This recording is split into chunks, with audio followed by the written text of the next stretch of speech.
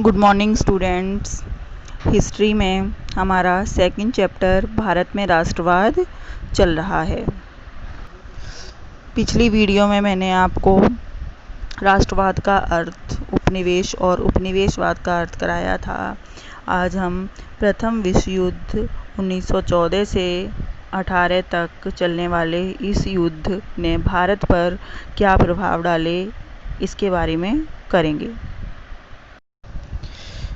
प्रथम विश्व युद्ध ने एक नई आर्थिक और राजनीतिक स्थिति पैदा कर दी थी। इसके कारण रक्षा व्यय में भारी इजाफा हुआ था। इस खर्चे की भरपाई करने के लिए युद्ध के नाम पर कर्जे लिए गए और करों में वृद्धि की गई थी। जो अधिक व्यय हुआ था उसे पूरा करने के लिए, भरपाई करने के लिए कर्ज की क्या किया गया था, अधिक कर लगाए गए थे। सीमा शुल्क बढ़ा दिया गया था और आयकर शुरू किया गया था। युद्ध के दौरान कीमतें तेजी से बढ़ रही थीं। 1913 से 18 के बीच कीमतें दोगुनी हो चुकी थीं। कीमतें बढ़कर दोगुनी हो गई थीं, जिसके कारण आम लोगों की मुश्किलें बढ़ गई थीं। जिसके कारण क्या था, जो आम लोग थे, मध्यम वर्ग के लोग थे, उनकी मुश्किलें बढ़ गई थीं। गांव में सिपाहियों को जबरन भर्ती किया गया। गांव में सिपाहियों को जबरन भर्ती करने का मतलब था अंग्रेज भारत के लोगों को ज़बरदस्ती सेना में भर्ती कर लेते थे, जिसके कारण ग्रामीण इलाकों में व्यापक गुस्सा था। लोगों में बहुत अधिक गुस्सा था।